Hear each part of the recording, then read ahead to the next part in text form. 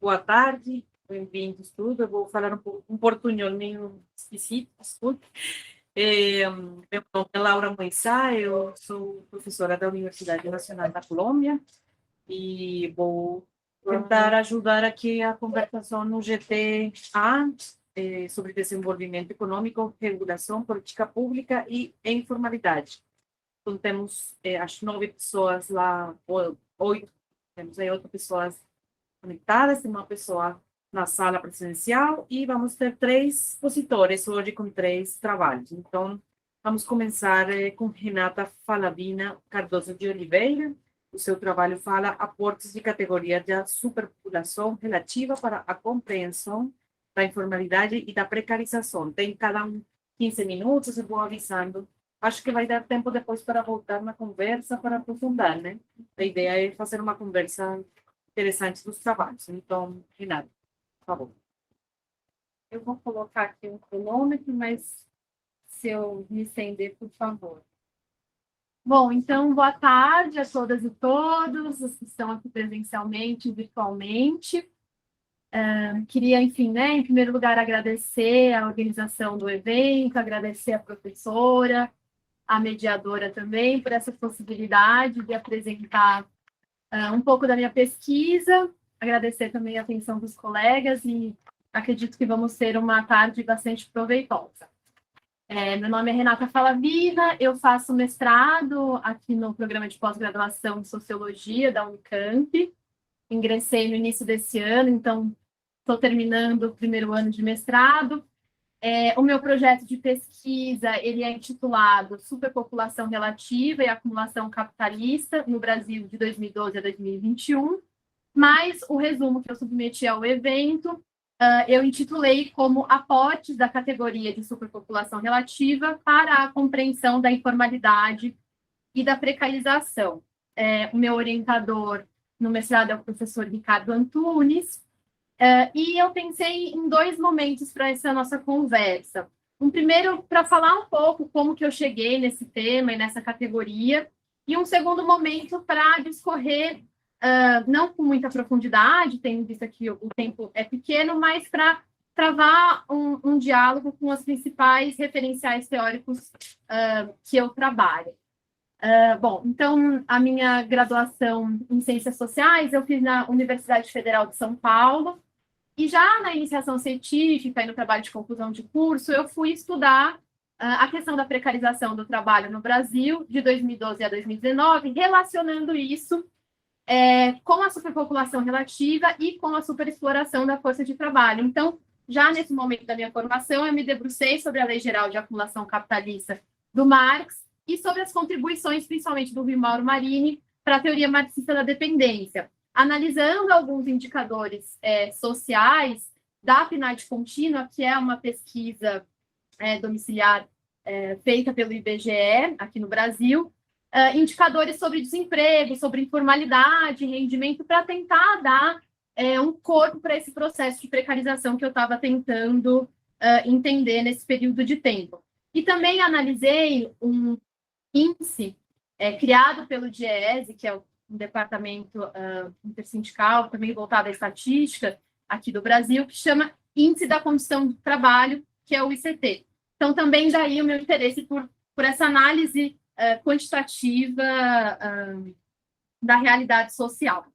E também, nesse momento, eu conheci o PINSA, que é o Programa de Investigação sobre o Movimento da Sociedade Argentina, que é um grupo de pesquisa da Argentina que vai desenvolver diversos trabalhos, dentre eles a criação de um instrumento teórico-metodológico de medição, de mensuração da superpopulação relativa. E aí eu trago, então, essa aproximação ao tema para o meu mestrado.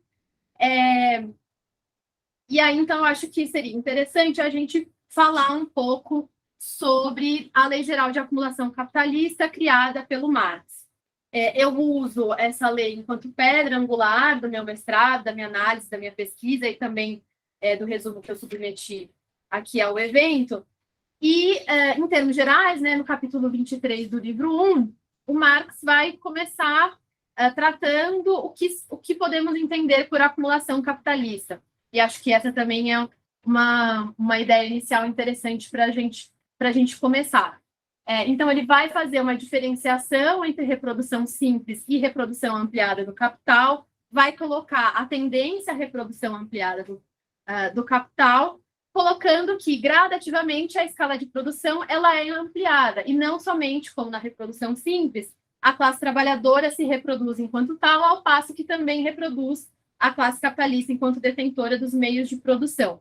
Então, nesse sentido, me parece que a gente pode entender a acumulação como reprodução ampliada do capital, né? Ou seja, esse processo continuado e sempre em maior escala de valorização do valor. E aí, com a Lei Geral de Acumulação Capitalista, ele vai chamar a atenção para essa contradição basilar do capitalismo, em que a produção ela é cada vez mais coletiva e a apropriação cada vez mais privada, né? E isso vai significar, de um lado, uma maior riqueza social, de outro, uma maior miséria. De um lado, o crescimento do capital e, de outro, o crescimento do proletariado e também do seu segmento de reserva. E aí, o problema central que vai guiar essa construção do Marx, e que também é uma primeira pergunta para mim, é exatamente qual o impacto sobre a classe trabalhadora que a acumulação capitalista gera, né? Ou seja, como que a acumulação vai afetar as condições de vida e de trabalho daqueles e daquelas que sobrevivem a partir da venda da sua força de trabalho. E para tentar responder essa questão, ele vai partir para a análise das transformações na composição orgânica do capital, ou seja, né, da relação entre capital constante e capital variável, colocando que, na medida em que aumenta a escala de produção, se essa composição orgânica do capital não mudar, a taxa de lucro vai tender a cair e a gente vai poder falar em crise.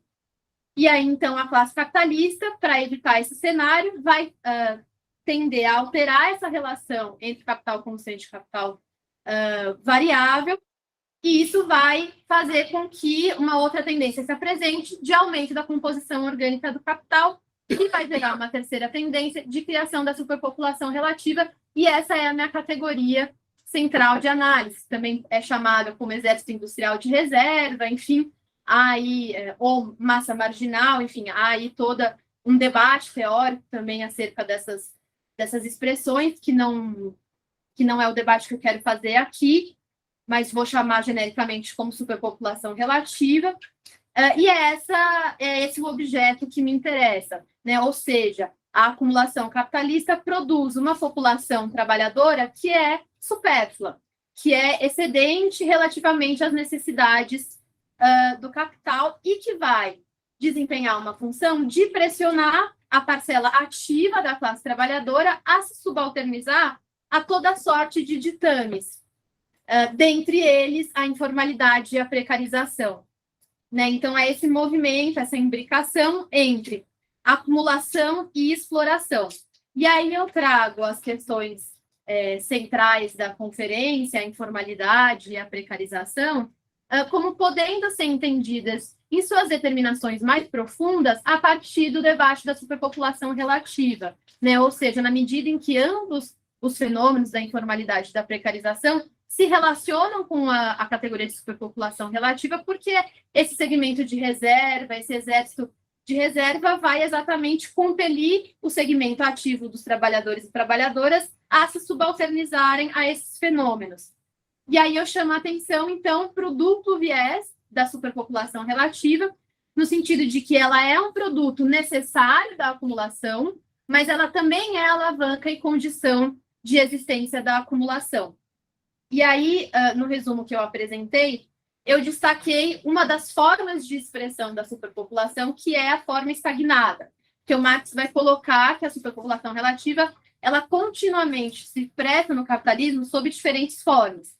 A flutuante, que a gente relaciona mais aos centros urbanos e industriais, que seria esse movimento de atração e repulsão dos trabalhadores pelo mercado de trabalho, a depender das circunstâncias de produção. A segunda forma de expressão da superpopulação relativa é a forma latente, que está mais relacionada ao meio rural e ao apoderamento do meio rural, da agricultura pelo capitalismo. Então, diz respeito a essa população rural que está ali sempre na iminência de ser transferida para o proletariado urbano.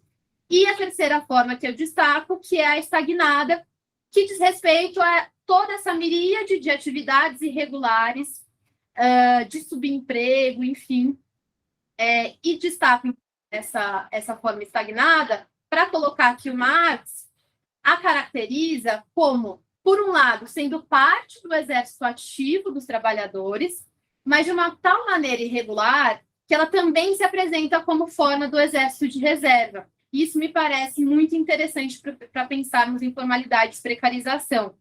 Então, tem uma passagem do livro 1, capítulo 23, que o Marx vai chamar exatamente a atenção para isso, para o fato de que essa superpopulação relativa estagnada, ela vai proporcionar ao capital um depósito inesgotável de força de trabalho disponível. E a condição de vida dessa parcela da classe trabalhadora vai cair abaixo do nível médio do conjunto da classe trabalhadora. Enfim, então, tratar informalidade e precarização, enfocando a forma estagnada da superpopulação, me parece permite verificar que o Marx já chamava a atenção para esses fenômenos que hoje estão tão presentes no mundo do trabalho. Mas exatamente por entender a Lei Geral de Acumulação Capitalista não como um estanque, mas como se transformando na história, é que eu trago as contribuições do Rui Mauro Marini, porque penso que elas permitem localizar essas tendências e contratendências capitalistas no tempo e no espaço, fazendo essa diferenciação entre capitalismo central e capitalismo periférico, entendendo o capitalismo das economias dependentes como sugêneres, entendendo a dependência como essa relação de subordinação entre nações que são formalmente independentes, mas que, nas suas relações de produção, elas vão exatamente assegurar a reprodução ampliada da dependência. E aí é que entra uma segunda categoria muito importante para mim, que é a de superexploração da força de trabalho, que é essa característica estrutural do capitalismo periférico e que podemos entender enquanto um par categorial com a transferência de valor. Então, a superpopulação relativa exacerbando esses mecanismos de extração de mais-valia e, portanto, fortalecendo a superexploração da força de trabalho, e trazer essa categoria da superexploração permite verificar as especificidades da acumulação capitalista na América Latina e o seu impacto sobre os trabalhadores periféricos. Falando bem rapidamente, acho que esses são os marcos teóricos mais importantes para mim. E agora, somente para terminar, 5 minutos, né? Colocando mais pontualmente algumas questões da minha pesquisa. Então, até o momento, o meu problema de pesquisa é entender como a superpopulação relativa se comporta na periferia, quais as imbricações com a superexploração da força de trabalho, e aqui agora, para esse momento, acho que a questão que fica é como estudar a superpopulação relativa no Brasil, considerando a condição de dependência, pode contribuir para melhor matizar os fenômenos da informalidade e da precarização. A minha hipótese é que fazer uma análise da dimensão total e da composição da superpopulação relativa pode contribuir para entender as condições que atravessam o conjunto dos trabalhadores e a dinâmica da acumulação capitalista, e, portanto, eu coloco esses trabalhadores de reserva num local de centralidade para análise. O meu objetivo é fazer essa análise, aí falando em termos de mestrado, né, de 2012 a 2021, de maneira a captar os movimentos reais da categoria de superpopulação relativa no contexto da dependência econômica brasileira. E aí, na dimensão metodológica, o meu objetivo é exatamente conseguir mensurar essa superpopulação relativa para o Brasil nesse período de tempo de 12 a 21. E aí eu trago a contribuição dos pesquisadores do PINSA, que é esse programa de investigação argentina, porque exatamente eles desenvolveram um instrumento teórico-metodológico de mensuração para a realidade argentina, agora estão partindo também para uma análise mais global, a partir de dados da OIT, mas, enfim, eu quero adaptar esse instrumento para a realidade brasileira, mas colocando que mensurar a superpopulação não significa mensurar somente desemprego, desocupação ou subemprego e subocupação, vai para além disso, né? Então, daí também a limitação das bases de dados que nós temos disponíveis, pretendo utilizar a PNAD contínua do IBGE, exatamente porque partem de outros marcos teóricos, né?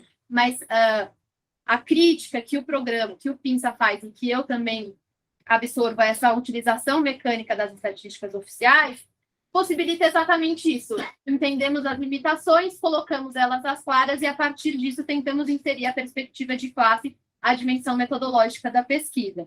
Espero conseguir realizar essa adaptação metodológica, e enquanto resultados esperados estão, né, o conhecimento da porcentagem de participação da superpopulação em relação à população total brasileira e também em relação ao total do proletariado, e qual forma da superpopulação, latente, flutuante, estagnada, concentra a maior parte dos trabalhadores, e assim penso, né, poder contribuir para apontar para as perspectivas relativamente ao futuro do trabalho. Acho que é um pouco isso, falei rápido para tentar passar por todos os pontos, mas espero que tenha sido possível entender a minha fala. Agradeço novamente a professora, a Leide, mediadora, e a todos os colegas. Muito obrigada. Obrigada, Renata. Muito bem pelo tempo, tranquilo. Igual agora eu acho que a conversação vai dar para aprofundar os temas. Continuamos com Milena Serafim da Silva, que está em virtual, com o trabalho A Atuação da Representação Coletiva frente à regulamentação do comércio ambulante na cidade de João Pessoa. Milena. Boa tarde. Boa tarde a todas as pessoas. Por acaso vocês não estiverem me escutando ou travar alguma coisa, vocês me falam, tá? Vou tentar compartilhar a tela aqui. Tá bom, tudo bem até agora, Milena.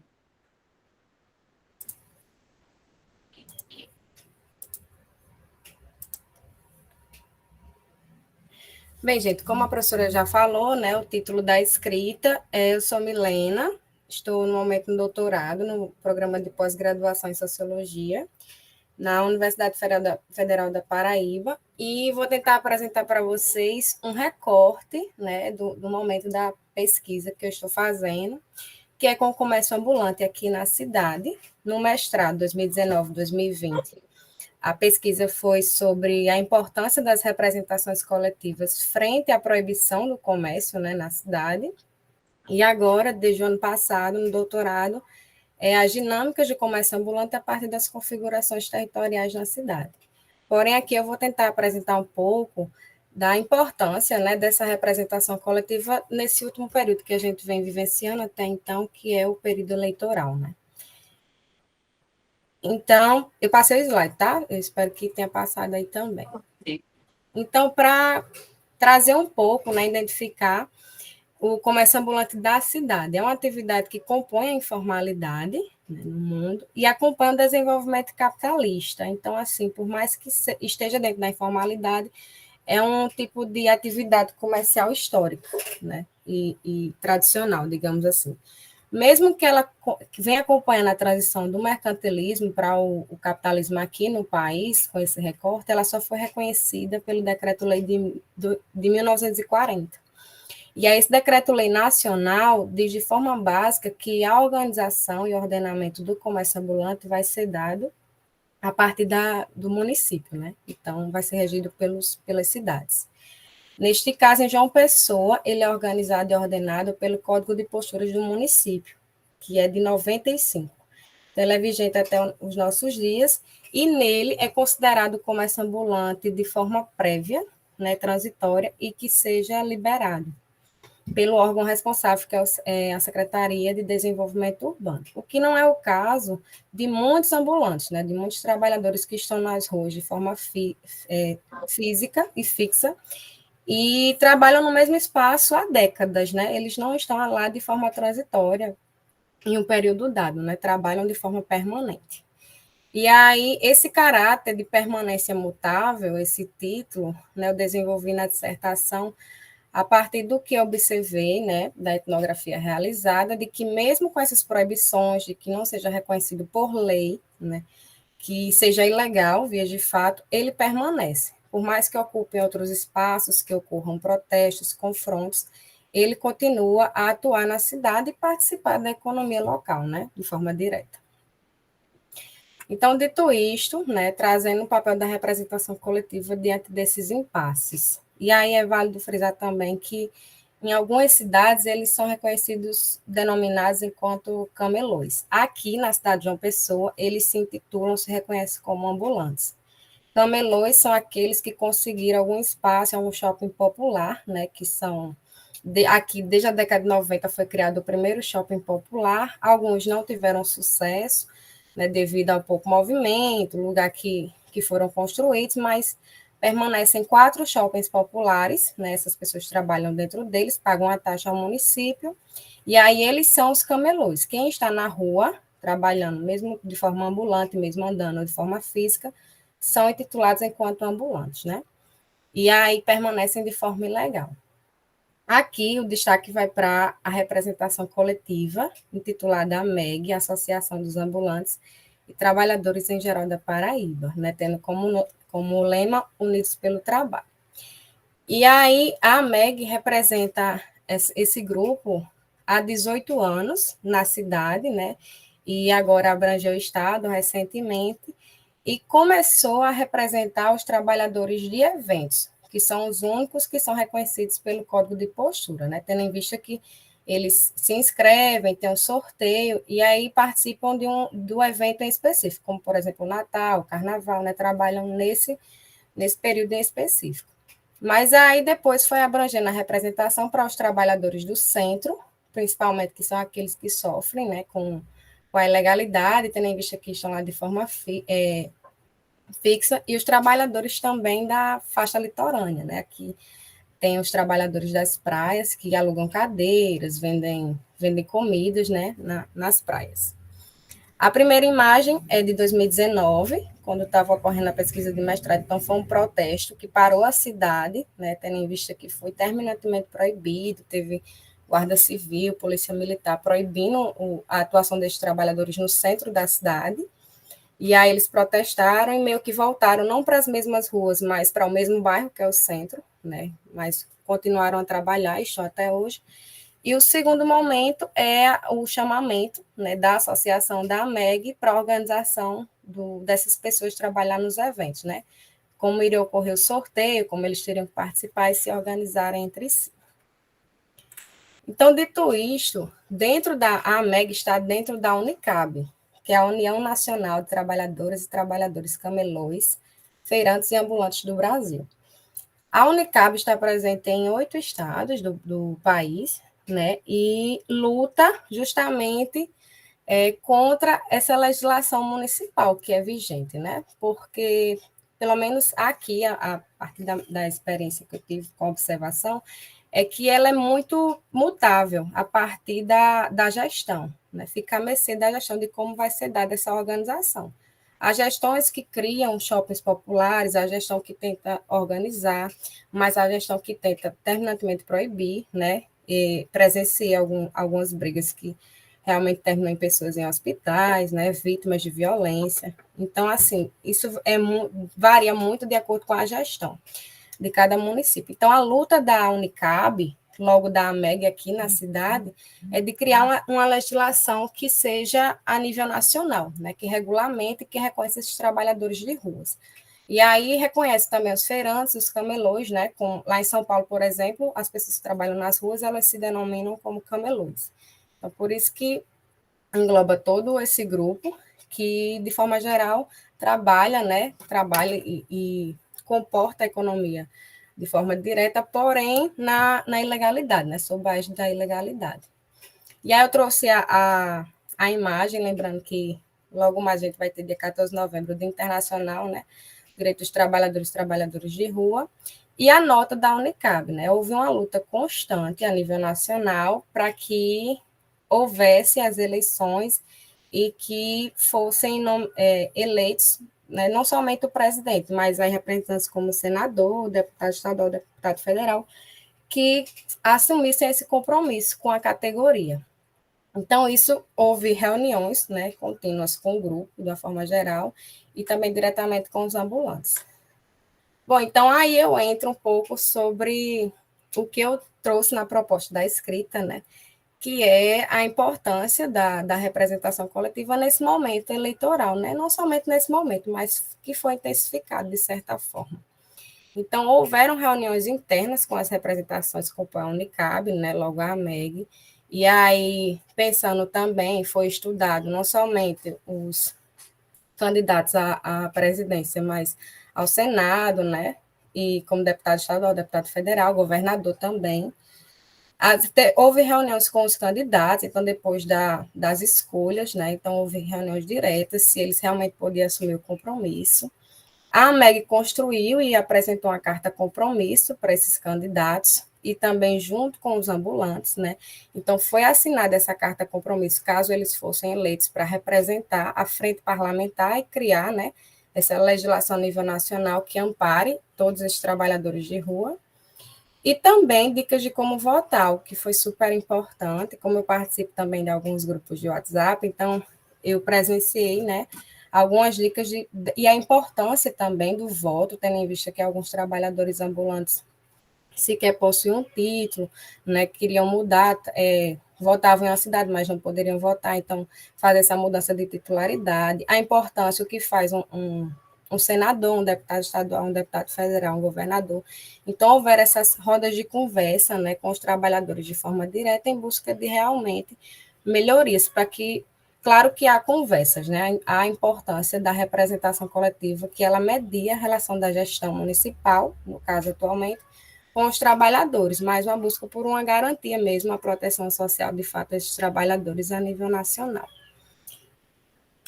Bom, eu acho que era isso, eu agradeço a oportunidade. E é isso, obrigada. Obrigada, Milena, você. Muito bem. Vamos terminar a última apresentação com João Carlos Mendonça Didier Silva Peixe, com o trabalho sobre a terceirização do Brasil. Boa tarde a todas e a todos. Esse artigo, ele trata na realidade a pesquisa que eu fiz sobre esse tema de terceirização foi do meu mestrado, foi finalizado em 2013, né? E então não alcançou isso, não alcançou a promulgação da lei, né? Inclusive, 2013 ela ainda estava em debate, não tinha nem sido apensada uma outra. Então, a pesquisa que originou o artigo sobre terceirização no Brasil cumpriu essa etapa de contribuição para o aprofundamento de estudos sobre o processo de terceirização de mão de obra e serviços, né? Então, em tese, o que eles defendiam, as grandes empresas se adaptariam às mudanças estruturais num contexto de baixo crescimento, que, na realidade, a gente ainda estava vivendo o crescimento do período dos 2 governos Lula, né? Então, essa não era bem a questão. Na época, em 2011, quando foi iniciado o debate, com a externalização de serviços, componentes e processos por meio de terceirização em suas diferentes dimensões, o que contribuiria para reduzir os custos e reparar 100% dos riscos à classe trabalhadora. Na realidade, a gente sempre conviveu com terceirização. A gente está falando de trabalho formal, né? Então, uma categoria de trabalhador que a gente não está falando de informalidade, a gente está falando de trabalho formal, né? E eu mesmo vim de terceirização, eu era petroleiro e a única empresa que contratava por causa do monopólio no Brasil era a Petrobras. Então, eu trabalhava numa empresa americana e eu era funcionário terceirizado, trabalhando em plataformas da Petrobras. Então, só que o nível de terceirização é que sofreu uma grande mudança, porque a gente trabalhava num mote de que essa terceirização se encaixava naquele modelo japonês, né, que tinha entre os itens de composição desse modelo de produção o outsourcing, né, que já era terceirização, e isso já funcionava há algum tempo. Então, beneficiadas por essas novas tecnologias, por um ambiente desfavorável aos trabalhadores, as empresas passaram a ter, com a lei promulgada, a liberdade para fazer reengenharia, terceirizar funções, fenômeno que ajuda a explicar a razão da queda significativa do emprego de grandes estabelecimentos e um crescimento do emprego nas pequenas empresas. Na realidade, não foi só isso, né, que apresentaram, em geral, piores condições de trabalho, maiores dificuldades de organização coletiva. O que aconteceu, que a gente passou a ver, é que algumas empresas eram formadas sem capital, né, com um dono só, e que, de repente, ele abria vaga no noticiário que estava contratando e, geralmente, contratava mão de obra para trabalhos no setor de limpeza, no setor de segurança, né? E foi isso. Esse foi o primeiro impacto que a gente teve naquele início ali. Em 2022, no ambiente hostil à classe trabalhadora no Brasil, a vivência extrema, precarização, miséria, fome, ataques à democracia e falta de perspectivas que apontem para um câmbio e retorno às condições anteriores ao início do desmanche do arcabouço protetivo legal. Então, aqui eu já vou já venho para esse ano, mas eu vou explicar mais ou menos como é que foi. Essa capa é a capa do livro que foi lançado com a dissertação, né? Pode passar.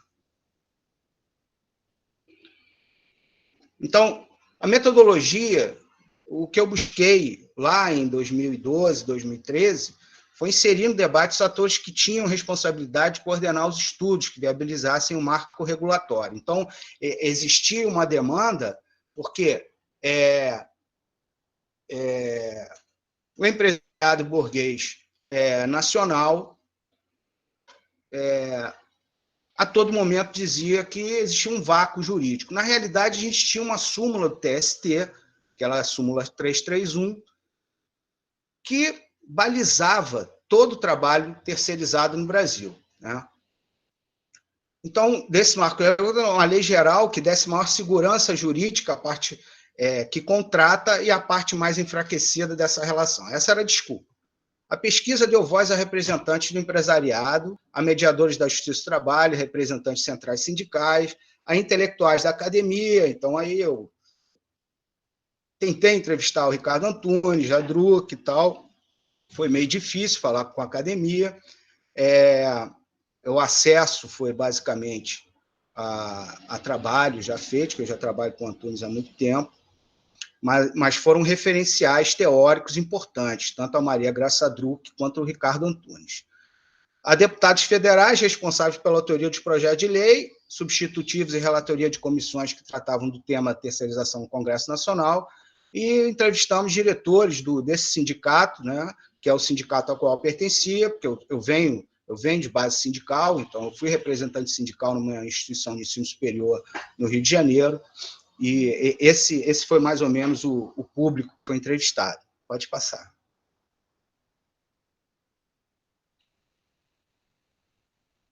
Bom, essa audiência pública, o TST, que aconteceu em 2011, seria o marco inicial fundante, um debate que reuniria a sociedade civil, legislativo e judiciário, discutindo as saídas de negociação para buscar encontrar um modelo justo, regulamentador. A redefinição do papel do Estado, e aí era a proposta dessa audiência pública do TST.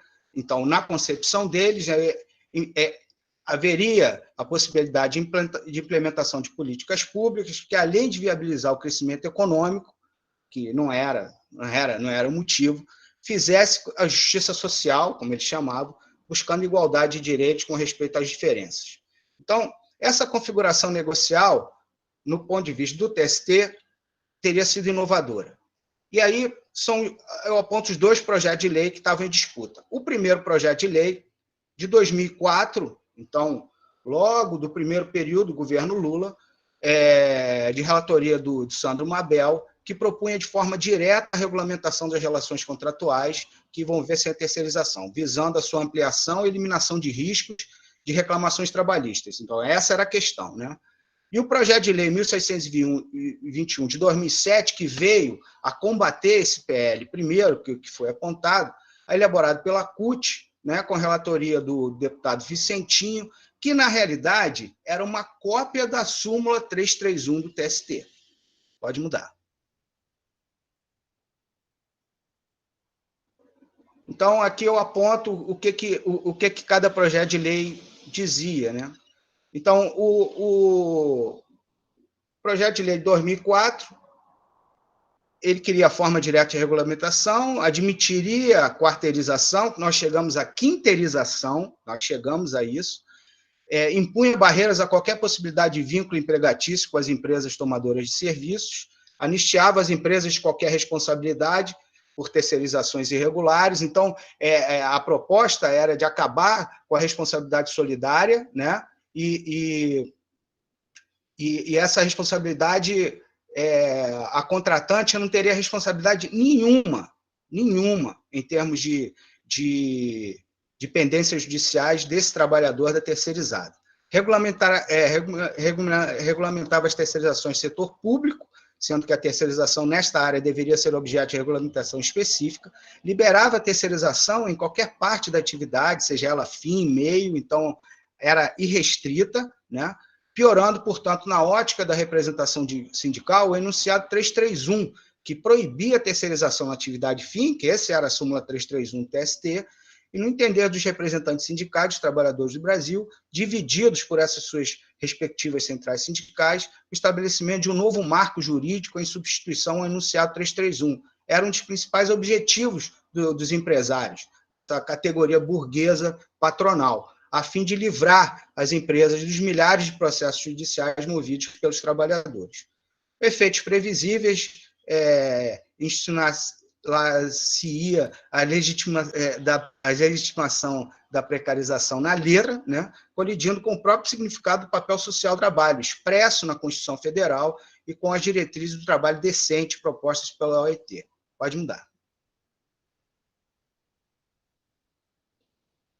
Ô, João, ficam 5 minutos para você ir fechando, por favor. Tá bom.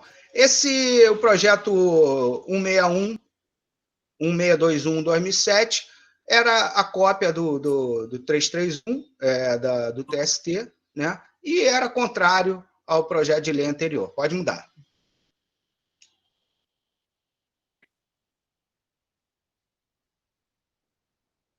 Então, a terceirização no Brasil foi marcada pela busca da diminuição de custos de trabalho e não pelo aperfeiçoamento técnico das linhas de produção. A pesquisa demonstrou uma separação entre empregadores e empregados, notadamente explicitada nos discursos de defesa dos dois projetos. A pesquisa não alcançou o fim desse debate, porque acreditássemos ser fundamental seria garantir os direitos sociais constitucionais a 10 milhões e meio de trabalhadores no Brasil, o que correspondia a 2,6% das ocupações terceirizadas no mundo, e a 23,9% de empregados com carteira assinada no país. Em 2013, tá? Essa estatística. Pode mudar. Pode mudar.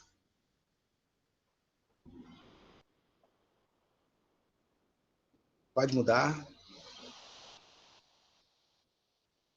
Esses gráficos são interessantes, já partindo para o final. Na minha banca, um dos integrantes da banca fez uma pergunta que fica difícil você responder quando você está no meio de uma pesquisa, né? Mas, obviamente, eu tinha certeza do que eu estava tentando ali, provado que iria acontecer, não precisa ter bola de cristal.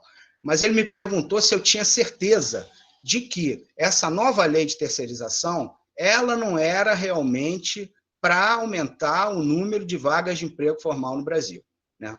E eu acho que esses dois gráficos mostram, né? O primeiro, taxa média anual de desemprego no Brasil, a gente vê ali como ela cresceu, né? A curva foi para lá, para cima, né? Então, a gente está vendo, a gente chegou a uma taxa de desemprego formal de 4,8% aqui ainda no governo da Dilma, e depois a gente está vendo quanto foi lá para cima. E a confiança dos investidores, coincidentemente, se a gente colocar uma curva em cima da outra, dos investidores exteriores, aumentou, né, profundamente, porque os capitais externos, né, internacionais, eles buscam ambiente de, obviamente, onde você tenha menos legislação protetora dos trabalhadores. Pode mudar. Pode mudar. E aí, Então, na realidade, a gente buscou, a pesquisa que está em curso agora, né, e a pergunta, e o que está no doutorado, basicamente essa pergunta é um Brasil com Z mesmo, agora vamos ver se a gente consegue retornar, entre o desmantelamento das leis reguladoras de trabalho e da derrocada de direitos dos trabalhadores auspiciada por um governo golpista em 2016, aliado a um viés novo neoliberal do sistema capitalista em escala mundial, né, que é a tese da Ardor e Laval, vigente período 2018 a 22, tragédia da gestão corrupta da pandemia Covid-19 no Brasil, com 700 mil mortes, pressão econômica empresarial, burguesa, patronal, e ao pouco interesse do Poder Legislativo, a gente já está vendo, nem começou a nova gestão do novo governo, para onde caminhamos em termos de representação institucional legal dos trabalhadores no Brasil. Então, essa é a pergunta que eu estou levando para o doutorado. Agradeço a vocês, peço desculpa pela apresentação. Estamos aí. Obrigado. A gente ainda está lutando com a tecnologia, assim, acontece. Bom, acho que ficou um bom tempo para a gente falar, fazer perguntas, vamos conversar um pouquinho. São três trabalhos que dão uma dica de diferentes perspectivas da situação da informalidade, desde da teoria que fez a Renata, desde a luta da luta, acho que a Milena falou, e João Carlos com uma ideia da regulamentação, como está cada vez mais fraca, né? E, portanto, a superpopulação vai ser cada vez maior. Acho que a luta vai ser cada vez maior e vai atingir muito mais trabalhadores que antes eram muito mais formais, tinham direitos. Acho que a luta vai ser cada vez com mais gente lutando pelos direitos. Então, acho que dá para uma roda de perguntas. Não sei se alguém na sala ou lá onde vocês estão, ou pelo chat, podem escrever.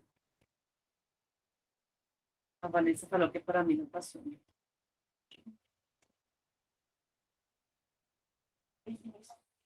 Ou entre os que falaram, se... Então, por enquanto, a gente está esquentando um pouquinho, porque a gente está frio com ar-condicionado. Acho que eu teria uma coisa para cada um. Achei muito interessante os três trabalhos.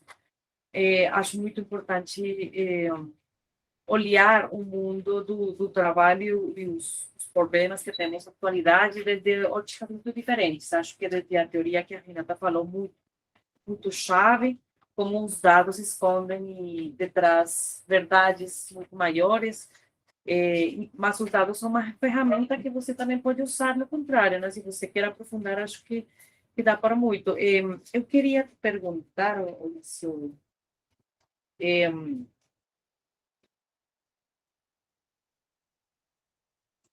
um pouquinho, eu tenho também, eu sou economista, então eu fiquei com uma você como vai achar e medir a superpopulação, mas além do trabalho mesmo, não? Por exemplo, eu trabalho gênero, por exemplo, e o cuidado que está por fora da ocupação é informalidade, né? É superpopulação. Se as mulheres conseguiram ter direitos, ter a possibilidade de escolha, muito possivelmente eles vão para o mercado do trabalho e encher a superpopulação relativa, né? Então, acho que gostaria, eu sei que você está fazendo, acho que essa ideia de medir, mas você que tem avançado nisso, como tem pensado em geral, essa discussão, ou essa possibilidade de ir além da ideia da ocupação, né? Eu acho que o mundo hoje, só com desemprego, o emprego não dá conta do que está acontecendo no mundo do trabalho. Tem um monte de gente por fora, que a Laís falava hoje cedo, esses nenê que antes falavam dos jovens que não queriam fazer nada, né? Não era verdade, não era jovens trabalhando, fazendo coisa, mas não dentro do mercado do trabalho, né? Estavam fazendo atividade, e acho que isso é uma coisa interessante, complexa, que não é de agora, mas que acho que está pegando muito forte. Isso é uma pergunta, claro, para talvez você aprofundar um pouquinho mais do que você está fazendo. Para a Milena, eu queria entender um pouquinho mais como a organização que você falava, a luta que tem o Unicab, tem resistido nos últimos anos com o governo, com o embate cada vez maior e a pressão que tem sobre o comércio ambulante e o que está acontecendo lá no caso lá de João Pessoa. E de João Carlos, eu acho que você está fazendo uma coisa super interessante, como o jeito que os países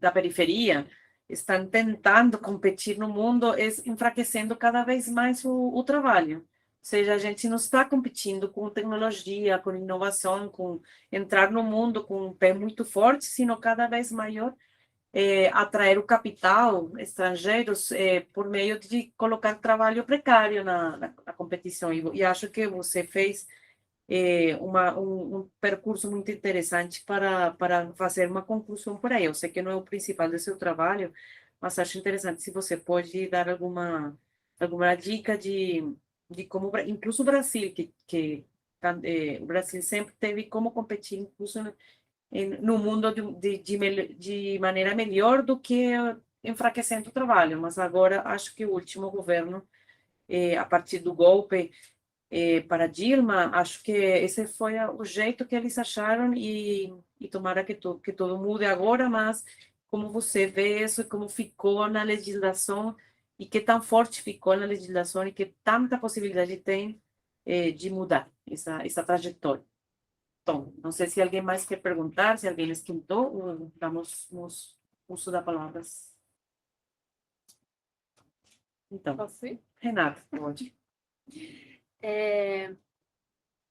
Eu gosto muito de, sempre que vou tratar de análise quantitativa, né, pensar que a realidade social ela não é matemática e estatística, né? Tá bem. Então, é exatamente isso, né? Como usar esses instrumentos para fortalecer a nossa análise e adaptar esse instrumento, que não é um instrumento teórico-metodológico, né? Então, acho que isso também traz para o centro da dimensão metodológica da pesquisa a indissociabilidade com o seu viés teórico, né? Então, ao propor medir a superpopulação relativa, que é uma categoria marxiana, né? Então, eu estou trazendo também para a dimensão metodológica o meu viés teórico marxista, né?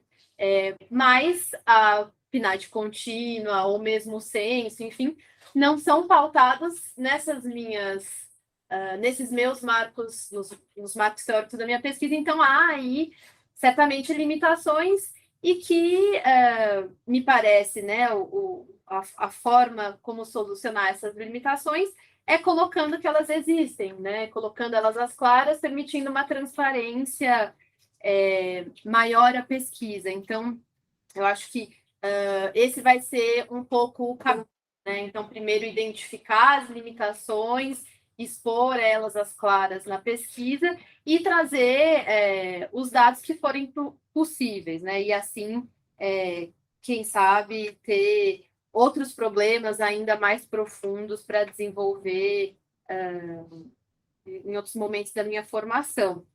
Mas realmente é isso, assim, né?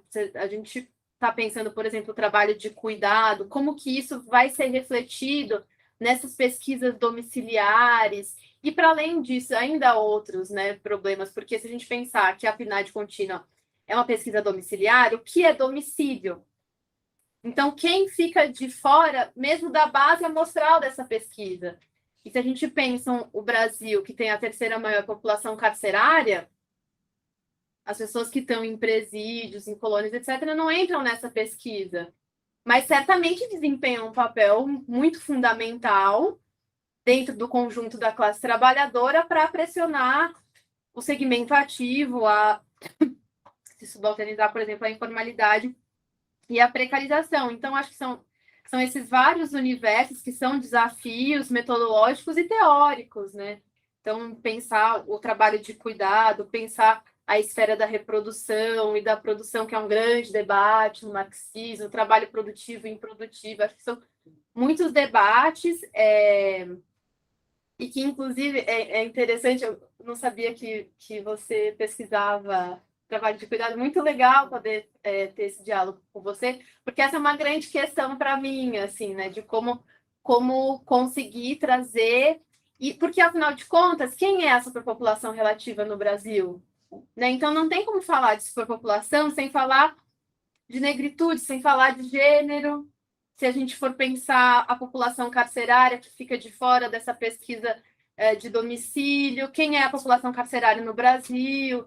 Então, são muitas relações e que uma certeza que eu tenho é que eu não vou conseguir dar conta de tudo no meu mestrado, né? Mas, pelo menos, essas problemáticas já estão no meu radar e espero, né, no futuro, no doutorado, ter aí mais tempo para também me debruçar melhor sobre ela.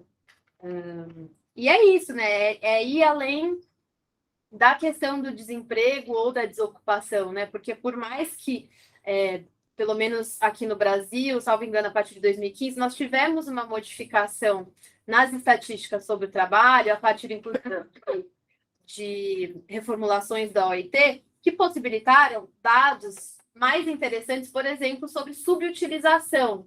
Então, que você vai um passinho além do desemprego tão somente para pensar a questão da carga horária, a questão daquelas pessoas que não buscam mais emprego porque já estão numa situação de desalento, porque já desistiram de procurar emprego porque já não deu, assim, né?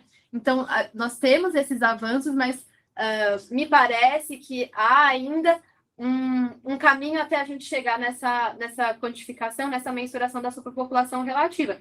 E a proposta de adaptação desse instrumento teórico-metodológico é, obviamente, caminhar um passo a mais, a partir desse marco teórico, desde sempre explícito, do marxismo, mas reconhecendo que é isso, a realidade social não é uma relação matemática, eu não vou porque se eu colocar essa variável mais essa, eu chegarei ao número perfeito que vai refletir a realidade social. Não, né? Certamente que não.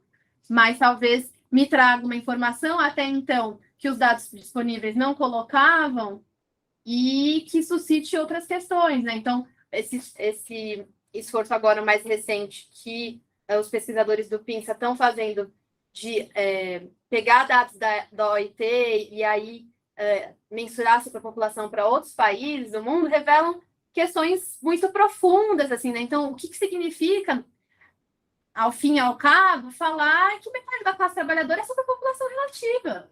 Isso é muito diferente de você falar que você tem um desemprego, quando muito no Brasil, de 18%, assim, é metade, quer dizer, que profundo, né? Que massa gigantesca, sempre em expansão.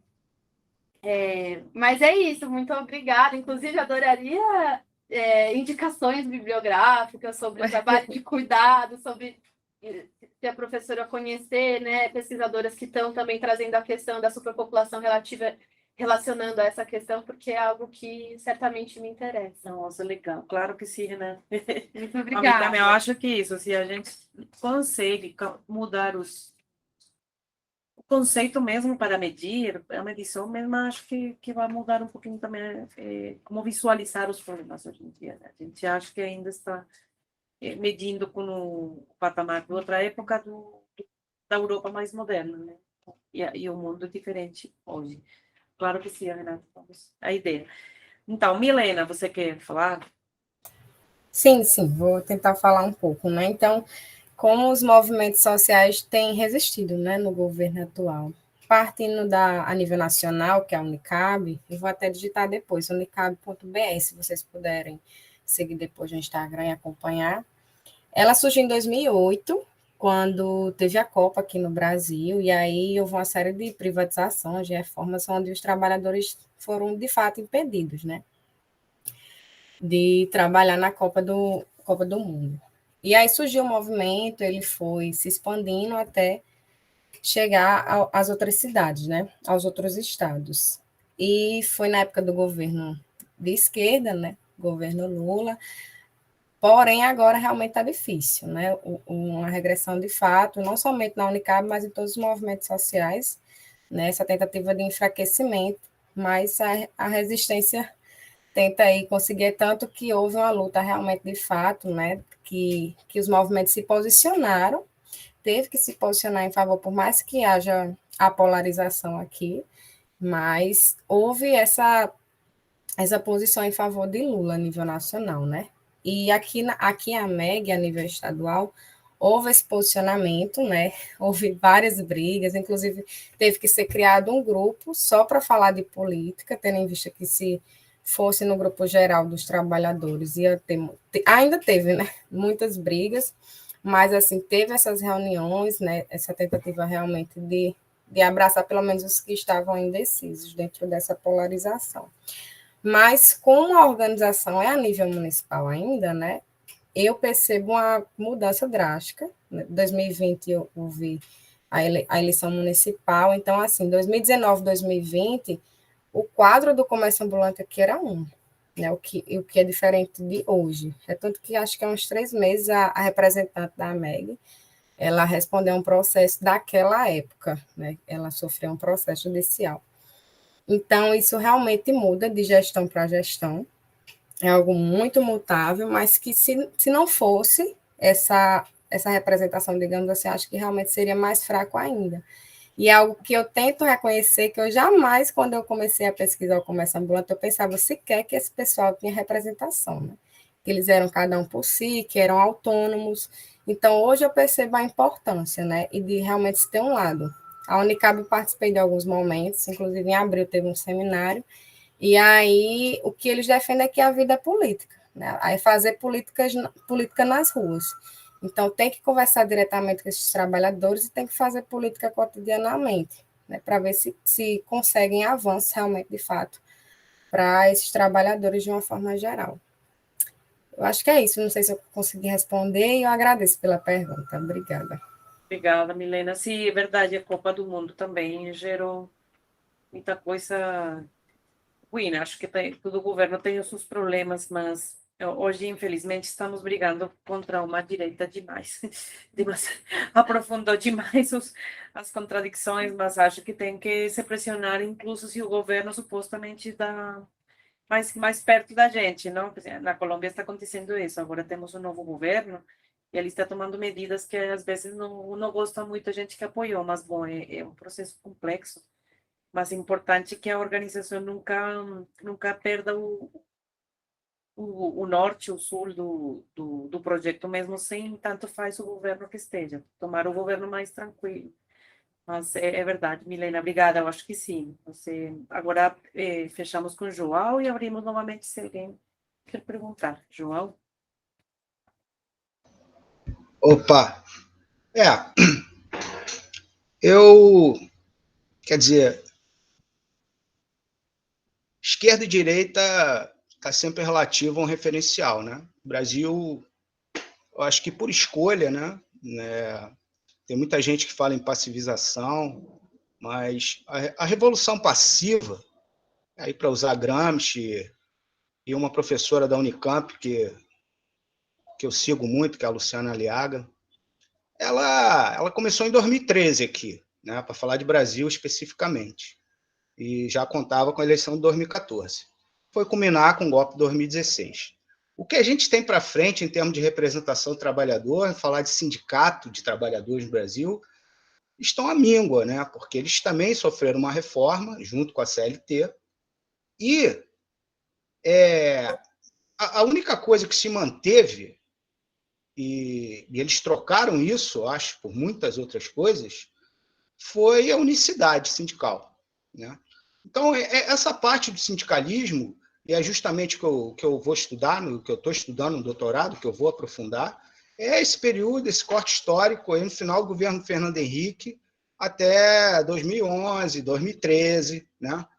E foi um acordo que foi feito, né? Você cria um pluralismo de cúpula, né? E mantém a unicidade na base, que gera afastamento dos trabalhadores. Eu estou falando de trabalho formal mesmo, né? Porque a gente está falando de carteira assinada, né? A gente pode... existem muitos teóricos que falam que o trabalho informal tem um papel social, mas não existe trabalhador no Brasil que você vai perguntar, pode até existir, mas aí, usando estatística, eu acho que a gente tem que trabalhar com pesquisa, que não vai dizer que não queria uma carteira assinada nos moldes anteriores da CLT, não essa que foi inventada agora. Você dizer que vai conseguir retornar ao que era antes, tem que ser muito otimista, entendeu? Então, quer dizer, é difícil você conseguir retornar alguma coisa. A gente vê a composição do novo governo que ganhou, o próprio governo da Colômbia, você vê que quando assumiu, tentaram logo um golpe uma semana depois, no Chile a mesma coisa. Então, brincaram com uma coisa muito séria, né?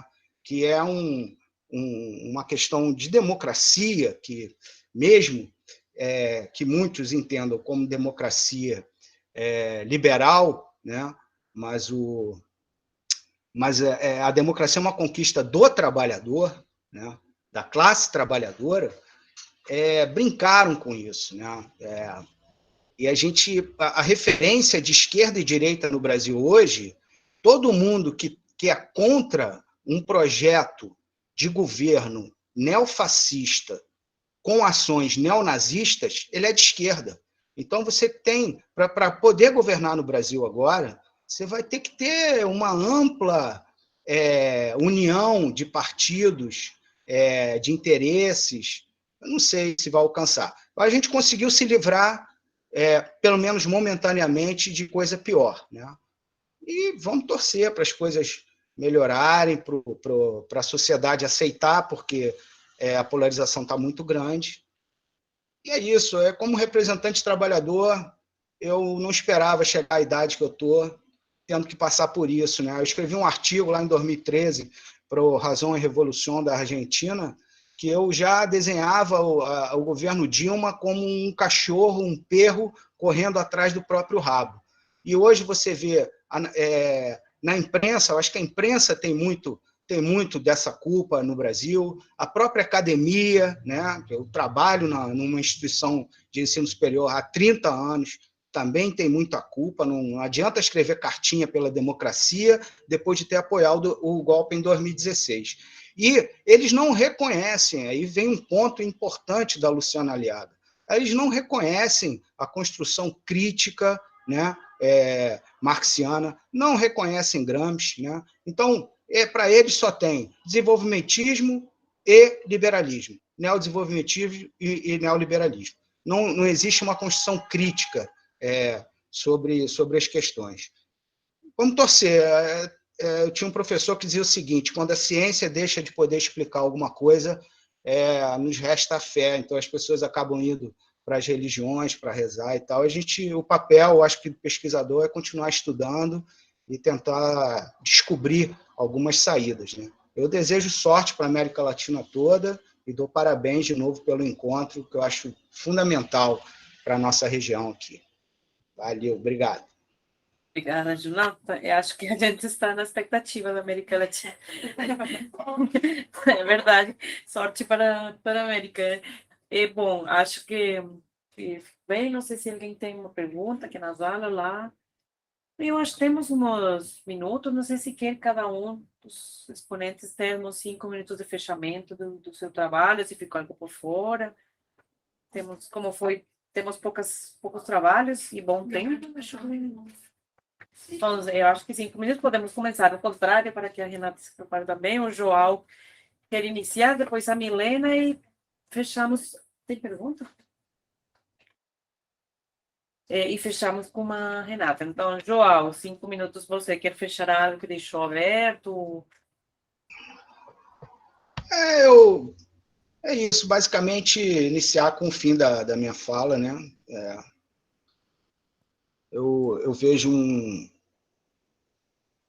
uma questão que me chama muita atenção e que a academia não responde, né? E eu sou muito provocativo do mundo da representação trabalhador, né? Então, eu acabei me encontrando tardiamente nas categorias do Gramsci, porque é de lá, né? De lá que eu venho. E eu sempre faço essas perguntas em debates, em encontros e congressos, né? Eu sempre me pergunto quando é que a academia vai assumir a sua posição no que a gente teve em 2016 no Brasil, né? Eu tenho acadêmico hoje da economia, né? Nessa instituição que eu ainda estou como trabalhador e faço meu doutorado, que já está dizendo que, olha, as taxas de emprego aumentaram, né? Mas sobre novas leis, né? E eu acho que a gente tem que aumentar essa discussão. A academia ela tem que proporcionar isso. Eu acho que esse encontro é muito importante nesse sentido.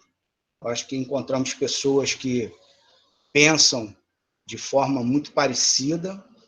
Agora, é difícil você conseguir retornar a um ponto inicial, porque eu achava que a gente estava num caminho tranquilo, e enterrar pensadores como como Wallenstein, por exemplo, que escreve uma obra-prima que todo mundo tem que ler, né? Que é O Albatroz Racista, que está ali tudo, né? Assim, o ovo da serpente não nasceu agora, né? Isso já é antigo. A gente tem que tomar cuidado, não pode ficar regando esse tipo de tentativa de renascimento de sistemas totalitários, de coisas que oprimam a sociedade, né, como um todo, o negro, né, os LGBTQIA+, as mulheres, como a gente tem visto acontecer no Brasil nessa época de pandemia, que foi trágica.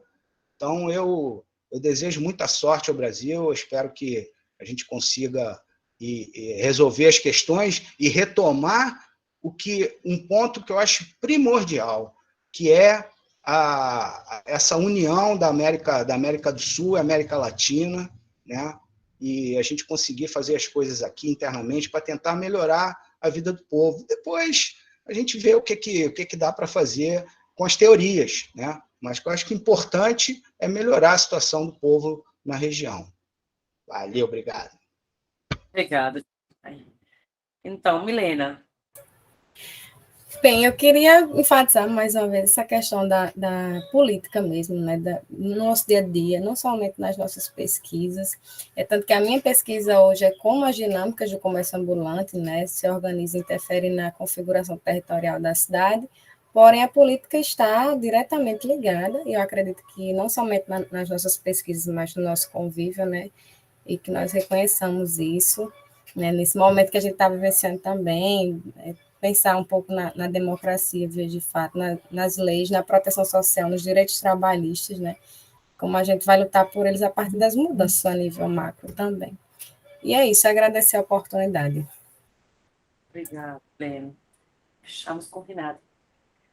Eu queria agradecer, então, os comentários da professora, parabenizar os colegas que também apresentaram as suas pesquisas, e, enfim, né, reconhecer a importância de espaços como esse, depois de 2 anos de tantos desafios, né, tantos momentos difíceis que passamos, como é bom a gente poder estar de volta ao espaço da universidade pública, ao espaço do pensamento e do conhecimento críticos e poder estar aqui trocando né, ideias com pessoas que estão no Rio de Janeiro, com pessoas que estão na Paraíba, se não me engano, né, em São Paulo, a professora também, enfim, e também fazer coro ao colega, né, a importância desses espaços de troca entre latino-americanos, né? Latino-americanos que estão pensando o mundo do trabalho desde uma perspectiva crítica para